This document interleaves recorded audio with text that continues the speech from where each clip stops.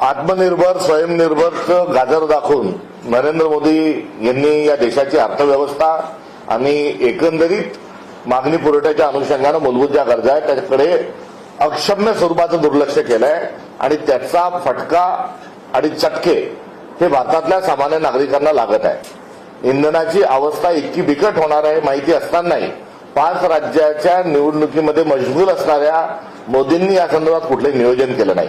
ही झाली अलीकडच्या काळातली बाब। मात्र क्रूड ऑइलचा भाव हा तळाशी असताना पेट्रोलचे भाव हे गगनाच्या पर्यंत वाढवण्याचं काम मोदीजींनी त्यांच्या कार्यकाळात 2014 पासून सातत्याने केलं आणि या काळात प्रचंड मोठा नफा जो आहे हा आपल्या ऑइल कंपन्यांना झाला आणि त्यांच्या ज्या 2 मित्रांच्या ज्या कंपन्या आहेत नायरा अजून रिलायन्सच्या जे पेट्रोल पंपची ज्यांची जे लिंक आहे त्यांच्या ज्या रिफायनरी आहेत त्यांना तर कमालीचा फायदा हा मोदींनी करून दिला। या नफ्याचं नियोजन करून त्या संदर्भातला जर वेगळा कोश निर्माण केला असता तो नफा भ्रष्टाचारामध्ये न संपवता त्या नफ्याच्या अनुषंगानं काही रोखे उभारले असते तर आजची परिस्थिती ही नियंत्रणात आणली असती। तेलासाठीचा एक रिझर्व्ह फंड तयार करता आला असता। मात्र त्या रिझर्व्ह फंडच्या अनुषंगानं कुठेतरी डॉलरमध्ये आपल्याजवळ पैसा साठवता आला असता। मात्र हे काही केलं नाही आणि या नफ्यातून काय केलं तर ना खाऊंगा ना खाणे दूंगा सांगणाऱ्या मोदींनी प्रचंड मोठा भ्रष्टाचार केला आणि आज 2-2, 3-3 रुपये हे 2 दिवसाआड जे वाढवत आहेत हे मोदींचं असणारे पाप आहे। हे पुन्हा एकदा या निमित्तानं कुठेतरी सिद्ध झालं।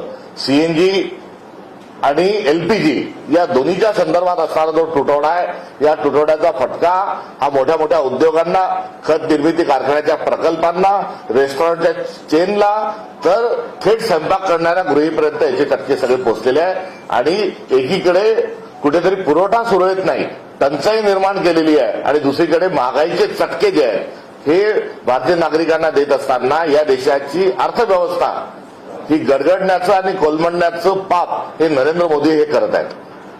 सर काल तुम्ही कांदा शेतकऱ्या प्रश्नांच्या संदर्भात आंदोलन केल्यानंतर सरकार खडबडून झालं, दिल्लीत गेलं आणि त्यानंतर केंद्रीय गृहमंत्र्यांच्या सोबत कांदा निर्यात बंदी उठवण्याच्या संदर्भात चर्चा झाली।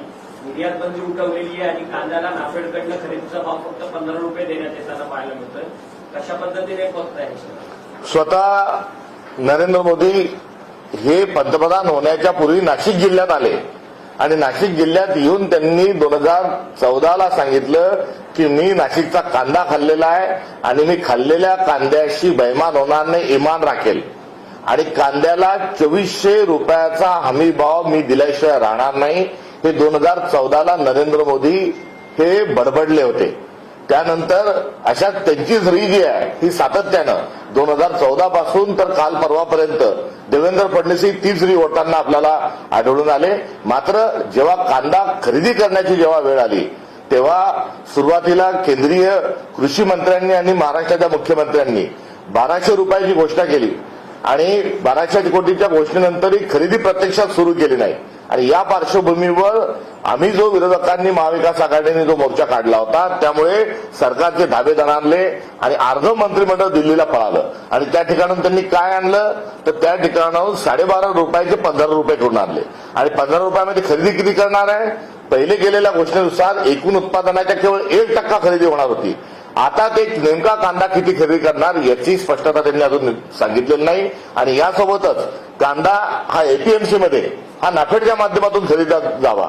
नाफेड या विभागालाही अर्धांग वायू जो आहे हा भारतीय जनता पक्षाच्या धोरणामुळे आलेला आहे आणि नाफेडला अर्धांग वायू आणत असतानाच खाजगी गुत्तेदारांना आणि खाजगी बगल बच्च्यांना त्यांचे संघ आणि त्यांच्या काहीतरी सोसायट्या निर्माण करून व्यापाऱ्यांचा कांदा हा खरेदी करण्याची व्यवस्था भारतीय जनता पक्षाने केली आहे। त्यामुळे 2 रुपये, 3 रुपये, 5 रुपयांनी कांदा हा शेतकऱ्याचा खरेदी करायचा आणि थेट 10 रुपये नफा कमवत असताना 15 रुपयात सरकारला विकायचा असं एकंदरीत असणारं हे कारस्थान आहे।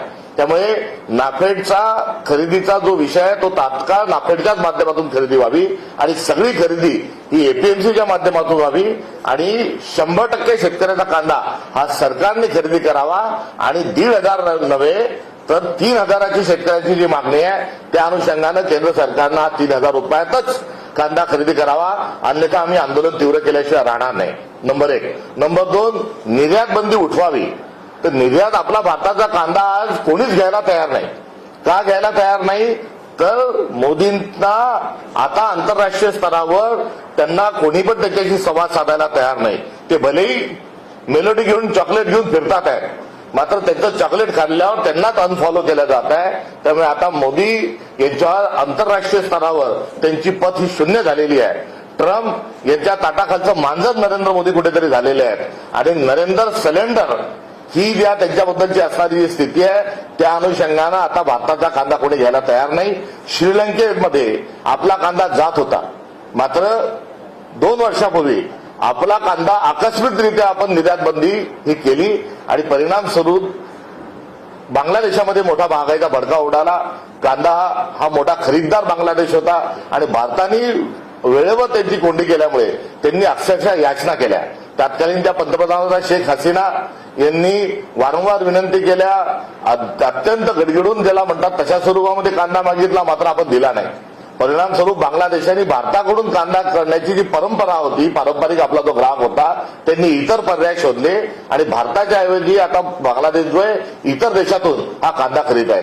या सगळ्या खेळात काय झालं तर भारतातल्या धर्मांधांनी अर्थात भारतीय जनता पक्षाच्या लोकांनी बांगलादेशातल्या धर्मांध लोकांना प्रोत्साहन मिळाले, त्यांचा अजेंडा हा कुठेतरी पुढे जाईल, अशांतता तिथे होईल, दंगली होतील, म्हणून बांगलादेशामध्ये कांद्याच्या नावावर एक असंतोष निर्माण केला आणि त्याचा परिपाक म्हणजे पुढे जाऊन त्या ठिकाणी सत्ता उलथवून टाकण्यात झाला.